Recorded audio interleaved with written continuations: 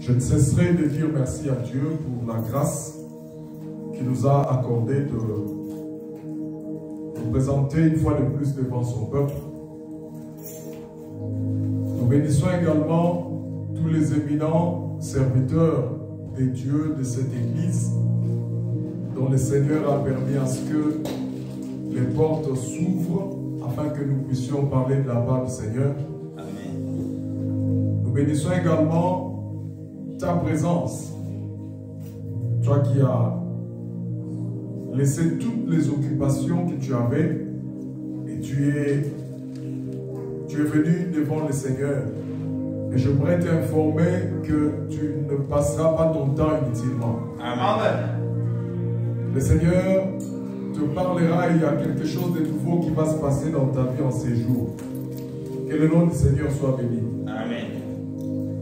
Nous allons lire deux portions des Écritures. Je vais les lire assez rapidement. Le premier texte, c'est dans le livre de 2 Rois, au chapitre 7.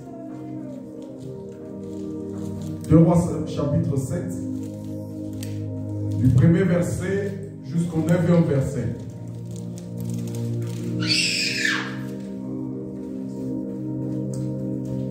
Si nous sommes prêts, je vais lire au nom du Seigneur. Élisée dit, écoutez la parole de l'Éternel. Ainsi parle l'Éternel, demain à cette heure, on aura une mesure de fleurs de farine pour un cycle et 2 mesures d'orge pour un cycle à la porte de Samarie. L'officier sur la main duquel s'appuyait le roi répondit à l'homme de Dieu, quand l'Éternel fera des fenêtres au ciel, pareille chose n'arriverait-elle? Et Élisée dit, tu le verras de tes yeux, mais tu n'en mangeras pas. Verset 3. Il y avait à l'entrée de la porte 4 lépreux qui se dirent l'un à l'autre, quoi? Resterons-nous ici jusqu'à ce que nous mourions? Si nous songeons à entrer dans la ville, la farine est dans la ville, et nous y mourrons. Et si nous restons ici, nous mourrons également. Allons nous jeter dans les camps des Syriens. S'ils nous laissent vivre, nous vivrons, et s'ils nous font mourir, nous mourrons. Ils partirent donc au crépuscule pour se rendre au camp des Syriens. Et lorsqu'ils furent arrivés à l'entrée du camp des Syriens, voici, il n'y avait personne. Le Seigneur avait fait entendre dans le camp des Syriens un bruit de chars et un bruit de chevaux, le bruit d'une grande armée. Et ils s'étaient dit l'un à l'autre, voici le roi d'Israël a pris à sa solde contre nous les rois des Essiens et les rois des Égyptiens pour venir nous attaquer. Et ils s'élevèrent et prirent la fuite au crépuscule, abandonnant leurs tentes, leurs chevaux, leurs ânes, les camps tels qu'il était, et ils s'enfuirent pour sauver leur vie. Les lépreux, étant arrivés à l'entrée du camp, pénétrèrent dans une tente, mangèrent et burent, et en apportèrent de l'argent, de l'or, des vêtements qu'ils allèrent cacher. Et ils revèrent, pénétrèrent dans une autre tente et emportèrent des objets qu'ils allèrent cacher. Puis ils se dirent l'un à l'autre, c'est ça le thème de ce matin. Puis ils se dirent l'un à l'autre, nous n'agissons pas bien. Nous n'agissons pas bien. C'est ça notre thème. Nous n'agissons pas bien. Cette journée est une journée de la bonne nouvelle. Si nous gardons le silence et que nous attendons jusqu'à la lumière du matin, le châtiment nous atteindra. Venez maintenant et allons informer à la maison du roi. Amen. Amen. Amen. Est-ce que quelqu'un peut nous lire rapidement Jean 6, 36? Jean 6, 36.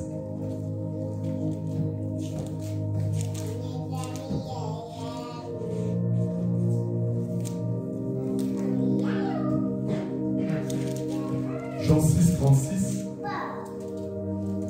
Jean 6, 36, la Bible dit, mais je vous le dis. Mais je vous le dis. Vous m'avez vu et vous ne croyez point. Tu peux continuer. Tous ceux que le Père me donne viendront à moi. Et je ne mettrai pas dehors celui qui vient à moi. Ok. Je ne mettrai pas dehors celui qui vient à moi. Ok. Je vais...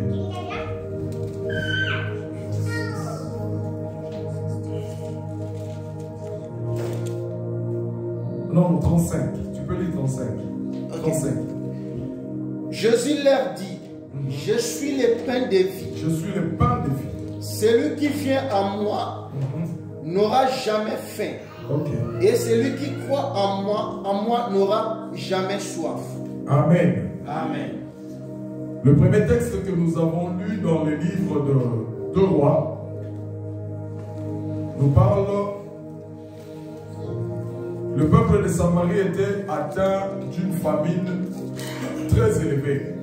Pourquoi? Parce que les Syriens avaient pratiquement un peu encerclé la ville et ils avaient fait de sorte qu'il n'y ait pas d'entrée. Et ils ont, dans leur stratégie de guerre, ils ont barricadé pratiquement un peu toutes les entrées de la ville afin d'étouffer cette ville-là. C'est ce qui a fait qu'il y avait une grande famine à cette période-là et personne ne pouvait manger. Et toujours dans cette ville-là, il y avait des lépreux qui étaient à l'entrée de la ville. Et nous allons comprendre que dans la Bible, même quand Jésus a rencontré les 10 lépreux étaient à l'entrée de la ville. Pourquoi? Parce que si nous remontons dans les livres de Lévitique, nous allons comprendre que les lépreux, ce sont des gens qui vivaient en dehors de la ville. Les lépreux étaient exclus de la ville. Les lépreux ne pouvaient pas vivre dans la ville. C'est ce qui fait que, une fois que les lépreux étaient guéris, les lépreux devaient rentrer, voir le sacrificateur, afin que le sacrificateur atteste que tu es guéri et que désormais tu peux reprendre, vivre dans la ville. C'est ce qui a fait, c'est ce qui explique même la réponse de Jésus aux 10 lépreux. Parce que Jésus, quand les lépreux ont crié sur lui pour dire « Fils de Dieu, sauve-nous, guéris-nous », Jésus pouvait leur dire tout simplement « Soyez guéris ».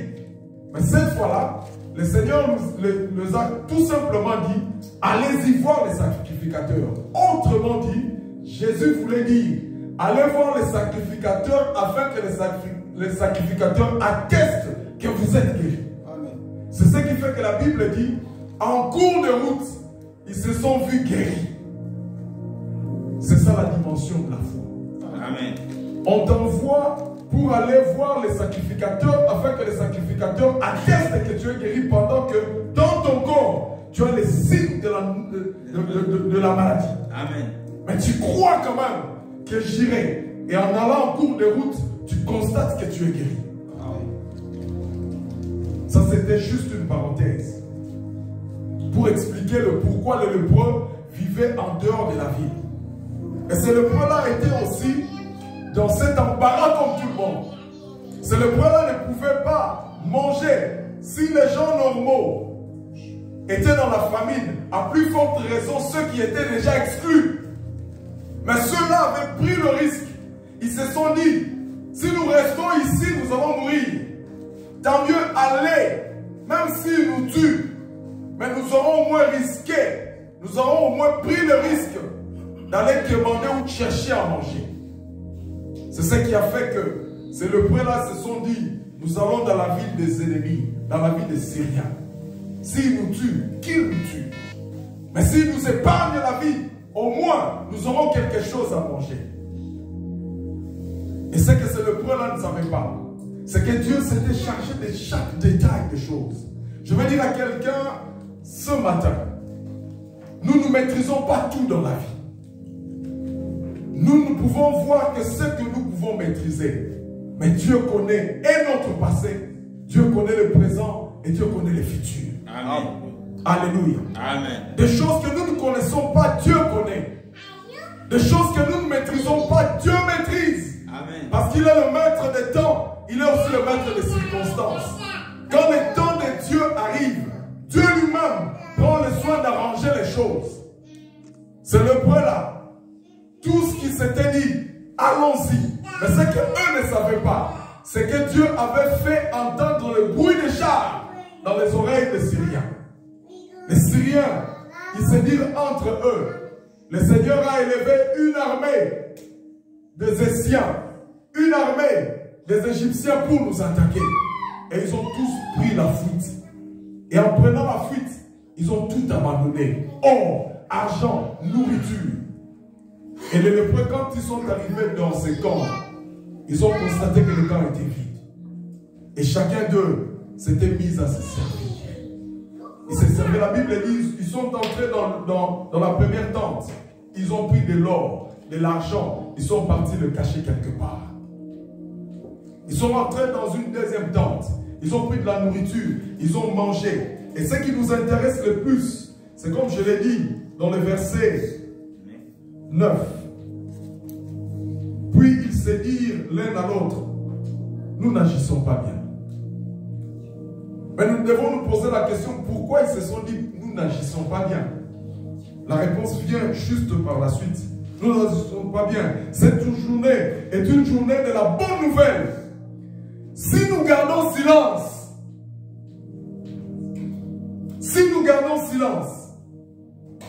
et si nous attendons jusqu'à la lumière du matin, le châtiment nous atteindra. Venez maintenant et allons informer.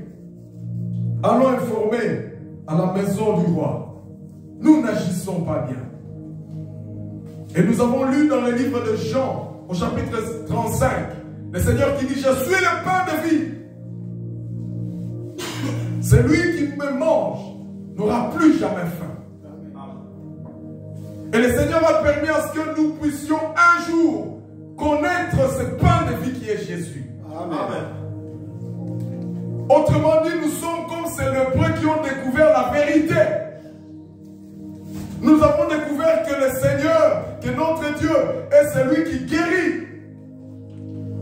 Nous avons découvert qu'en Dieu, il y a toutes les réponses aux questions du monde. Mais si nous gardons silence, si nous ne prenons pas le soin d'aller en informer aux autres de ce que nous avons découvert, nous n'agissons pas bien. Amen. Amen. Nous n'agissons pas bien. Ce sont ces 4 lépreux qui vont être employés pour faire connaître ce salut. Si nous connaissons cette bonne nouvelle de l'évangile, hâtons-nous de publier ce message à ceux qui sont encore dans la détresse. Levons-nous pour publier au monde.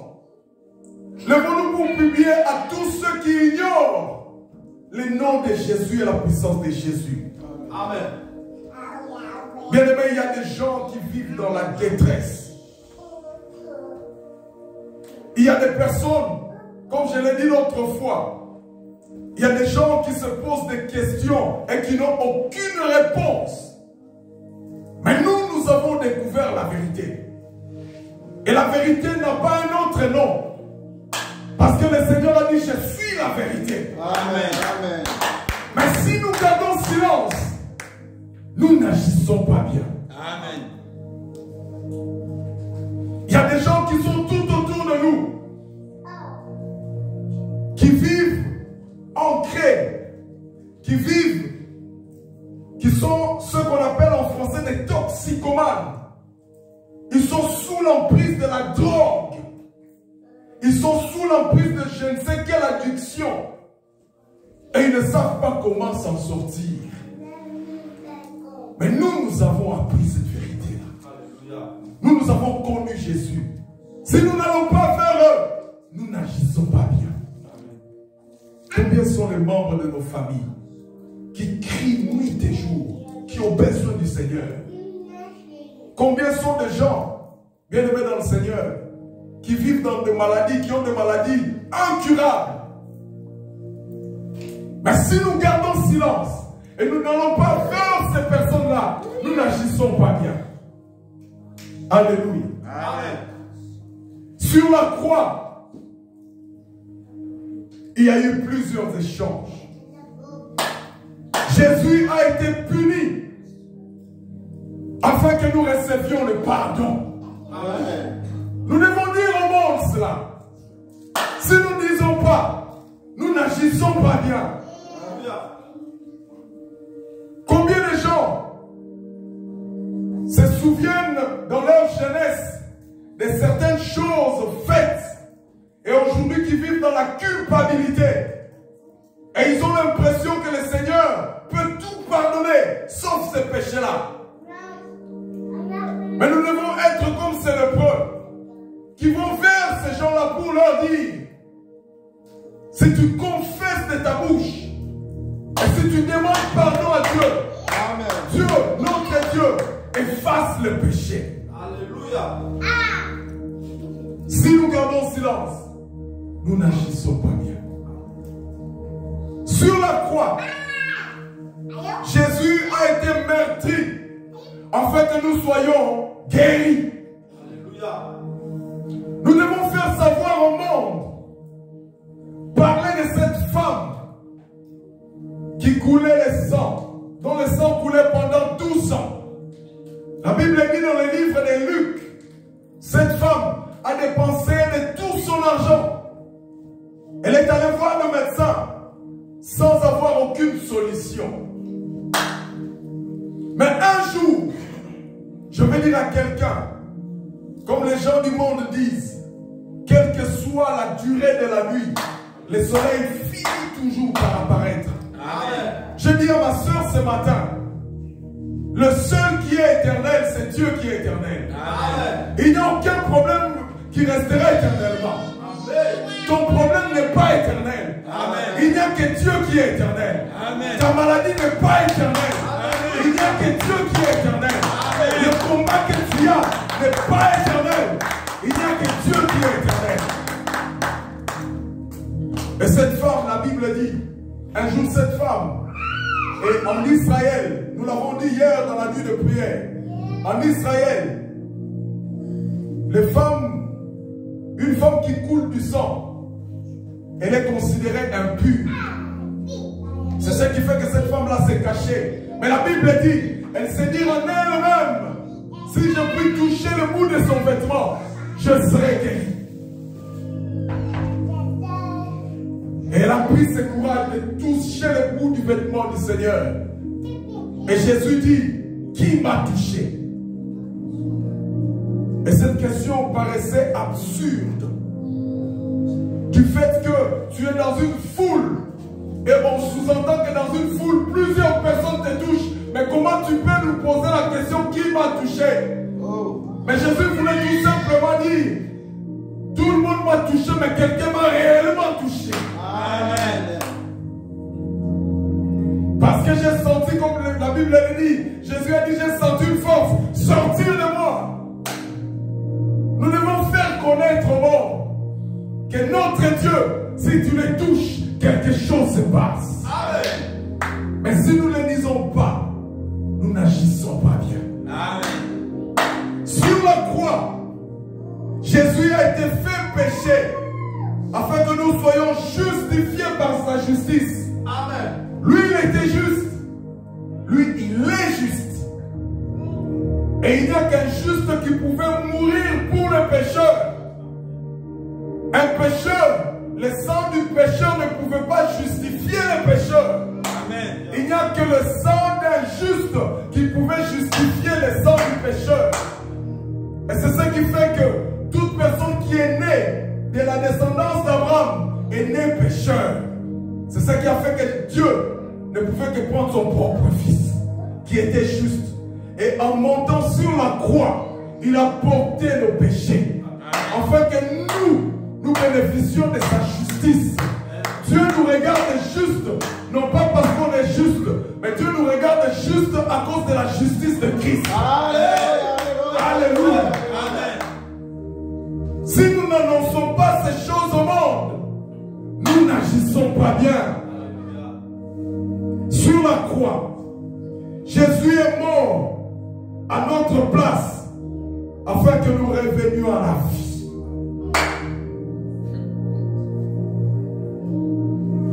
Nous étions tous destinés à la mort éternelle. Amen. Mais aujourd'hui même la mort, même Paul pouvait dire, je ne crains pas la mort. Amen. Parce qu'il sait qu'après cette vie, il y a une autre vie. Amen. Il y a une vie meilleure. Il y a une vie éternelle. Sur la croix, Jésus a été fait malédiction afin que nous entrions dans la bénédiction. Amen. Parce que la Bible dit, maudit soit celui qui est pendu sur la croix, sur le bois. Et en étant pendu sur ce bois-là, il a porté nos malédictions. Je vais parler à quelqu'un pour te dire, personne n'a le droit de te maudire. Amen. Balak, le roi, pouvait engager Balaam pour lui dire, maudis ce peuple. Parce qu'il fallait maudire Israël, parce qu'Israël venait avec une vitesse. Et il s'est dit que si ces gens arrivent jusqu'à moi, ils vont me battre. Maudis-le. Et la Bible dit, Balaam a élevé sa voix pour commencer à maudire Israël. Et Dieu transformait ses paroles de malédiction en bénédiction. Il disait, soyez maudits, mais dans sa bouche sortait, soyez bénis. Amen. Et Balak était étonné, il pose la question à Balaam, qu'est-ce qui se passe? N'est-ce pas que je t'ai donné l'argent pour maudire ce peuple? Et écoutez la question, la réponse de Balaam. Qui peut maudire celui que le Seigneur n'a pas maudit? Je vais dire à quelqu'un ce matin, personne n'a le pouvoir de te maudire. Amen. Parce que tu es un enfant de Dieu. Alléluia. Alléluia. Amen. Jésus est monté sur la croix pour toi. Quelles que soient les malédictions générationnelles, et qu'on saute. Amen. Parce que toi tu es un enfant de Dieu. Amen. Sur la croix, Jésus a enduré notre pauvreté afin que nous partagions son abondance. Je vais dire à quelqu'un, tu es béni. Amen. Jésus a porté notre honte afin que nous partagions sa gloire. Amen. Jésus a enduré le rejet afin que nous puissions être acceptés par le Père.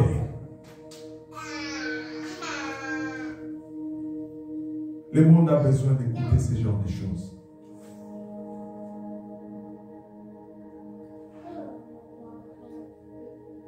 Je l'ai dit une fois, et j'avais promis au Seigneur, partout où je prêcherai ta parole, je vais témoigner de ces choses. Le Seigneur avait permis à ce que, une période, je prêche dans une église en Afrique du Sud, à Pretoria. J'avais donné ce témoignage. Et aujourd'hui, je vais donner ce témoignage. Amen. Afin que le monde sache que notre Dieu est puissant. Amen. Mon fils fête son anniversaire aujourd'hui. Mon fils aîné. Il totalise 16 ans. Il est né normalement. Et vous avez, tous les parents qui sont ici, savent la joie que nous avons si nous portons notre premier fils. Et l'enfant était en train de grandir normalement. Jusqu'à une période, je pense, pendant la période, il avait 8 mois. Et avant ces 8 mois, il était capable d'appeler tout le monde par son nom. Et quand il a atteint un certain âge, l'enfant avait perdu l'usage des paroles. Mon fils ne savait plus rien dire. Et il disait un langage qui ressemblait à des charabia. Et il était devenu presque troublé dans la tête. Je me souviens la première fois, quand nous sommes allés à l'hôpital, on nous a recommandé d'aller au Saint-Pépé. Ma femme n'avait même pas le courage d'aller au Saint-Pépé. Et j'ai pris le courage en tant qu'homme. Je suis allé voir le médecin. Mais je me souviens, ces jours-là, j'avais pleuré. J'étais dehors, je disais, Seigneur, quand je montais au campus, je regardais cette bébé de loin.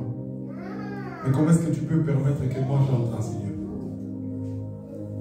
J'avais trop mal.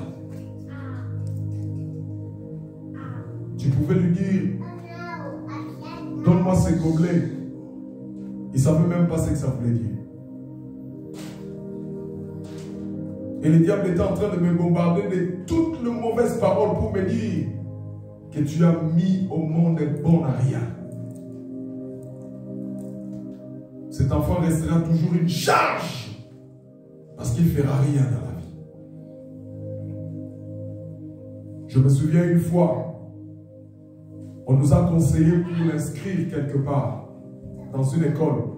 Je suis allé prendre l'inscription, malheur à moi. On m'a demandé de le ramener le lendemain pour qu'on les teste. Et le jour du test, j'ai fui. Et j'ai dit à madame, je ne veux pas avoir honte. J'ai déjà mal. Mais qu'on me dise en face que ton enfant ne peut pas le prendre parce que c'est un handicapé mental, ça me fera encore plus mal.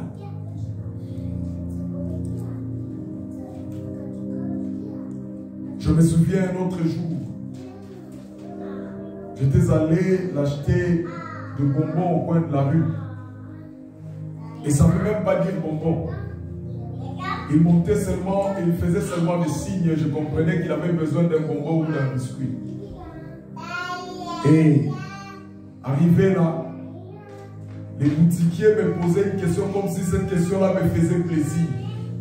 Il me pose la question, papa, moi non à Zababa. Comme si ça me faisait plaisir de lui répondre oui à Zababa. Et quand je rentrais,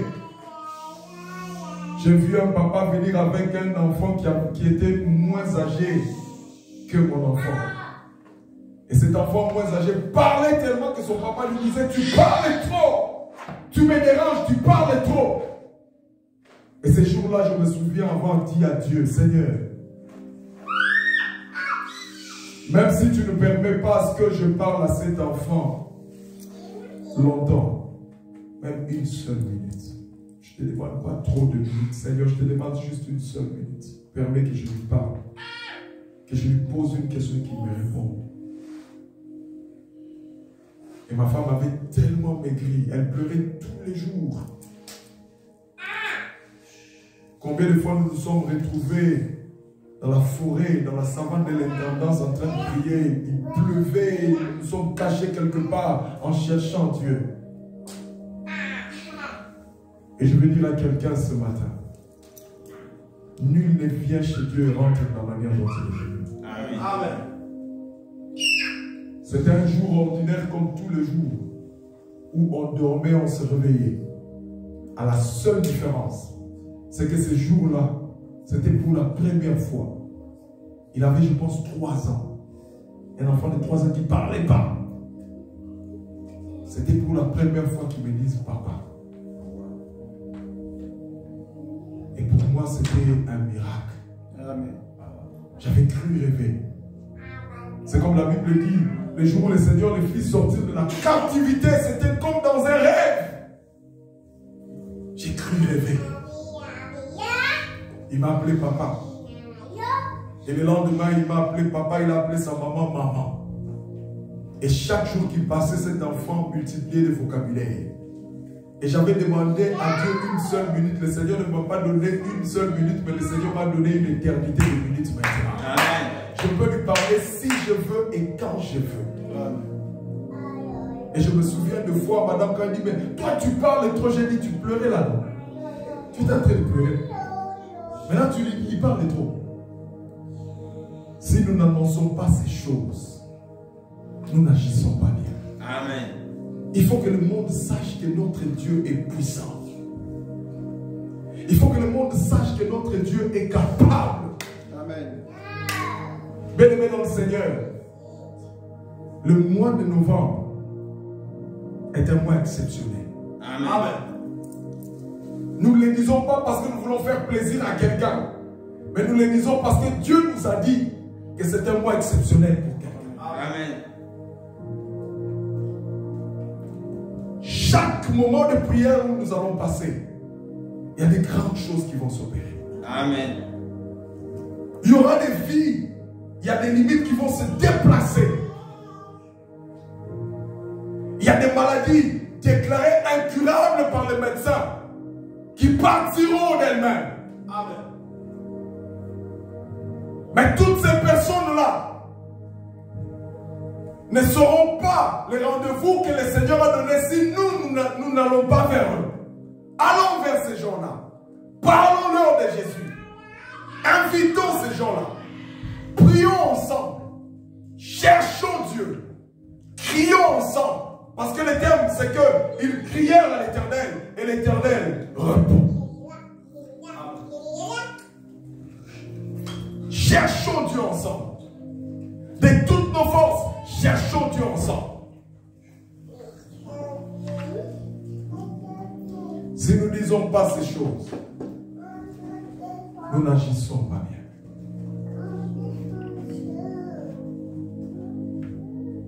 Alléluia. Amen. Aujourd'hui, je m'étais dit que je ne serais pas long. J'avais juste voulu interpeller quelqu'un pour comprendre que tu es ce lépreux-là. Si tu gardes cette vérité pour toi, tu n'agis pas bien. Parle à tes voisins. Parle à tes collègues de service. Parle à tous ceux qui ont besoin de Dieu. Parle à ta famille. Venons prier ensemble. Est-ce que quelqu'un peut s'incliner et nous allons prier?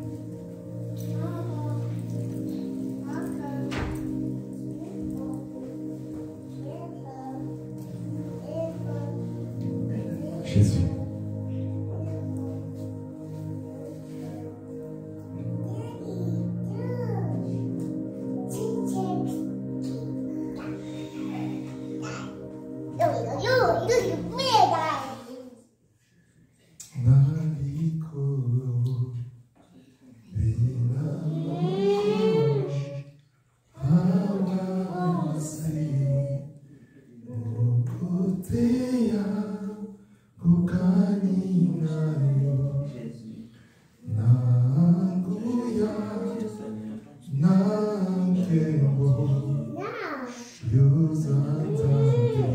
Chantons ensemble. Le ciel est ton trône. Le ciel est ton trône. La terre ton marche-pied. La terre ton marche-pied. Mais tu as dit dans mon cœur, quel privilège d'avoir un Dieu si merveilleux et si grand. Tungumami, tungumami, tungumami, liboso na yo, totatoli, monene na yo, tambe nguya, masia.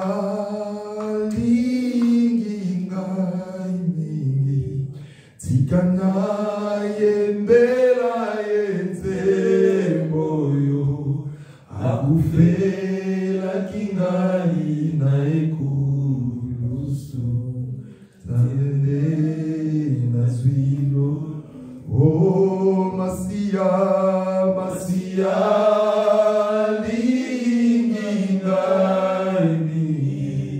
tikana boy.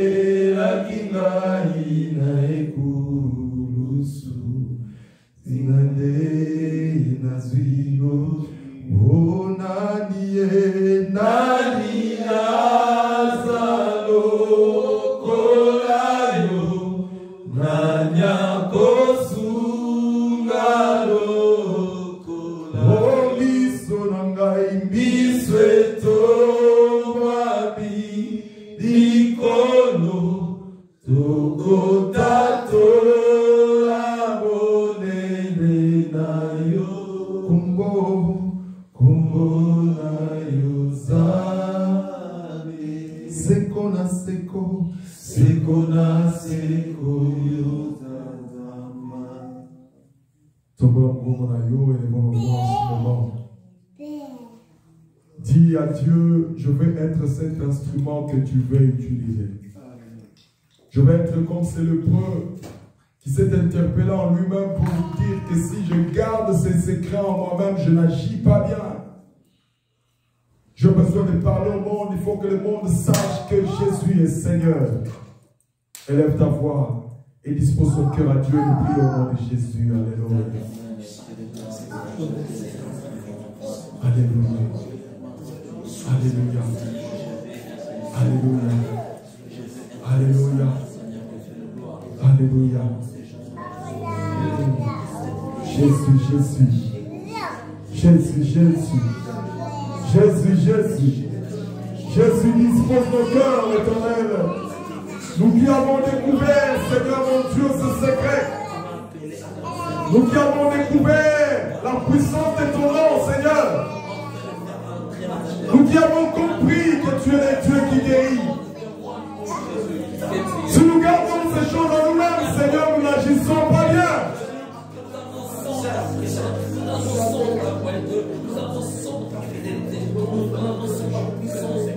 Permets que, Seigneur, que nous soyons ce canal par lequel tu passeras, Éternel, pour parler au monde. Permets que nous soyons ce canal, Éternel, mon Dieu, où tous ceux-là, Seigneur, qui sont frappés, Seigneur, de la malédiction, puissent te connaître et comprendre, Éternel, mon Dieu, que tu es monté sur la croix, Seigneur, mon Dieu. Tu as porté nos malédictions, Seigneur, afin que nous bénéficions, Seigneur, de la bénédiction éternelle. Oh Jésus.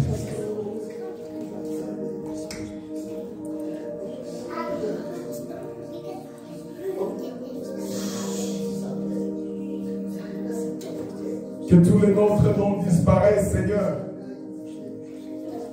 Que le nom de la maladie disparaisse. Que le nom, Seigneur, des calamités disparaissent. Que tout autre nom de problème disparaisse, Seigneur, dans nos vies. Jusqu'à ce qu'il n'y ait que toi seul, Seigneur. Règne, ô Maître. Règne, Seigneur, dans nos cœurs, éternel, mon Dieu, mon roi. Sois la réponse, Seigneur, à tous ceux qui crient vers toi. Sois la réponse à ceux qui crient nuit et jour vers toi, éternel, mon Dieu, mon roi. Tu as dit, Seigneur mon Dieu, dans ma maison, il n'y aura aucune femme stérile, ni une femme qui avorte.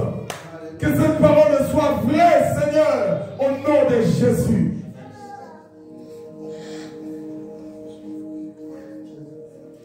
Il est écrit, Seigneur, avec toi nous ferons des exploits, Seigneur. Il est écrit, Seigneur, que mon serviteur prospérera et sera élevé très haut.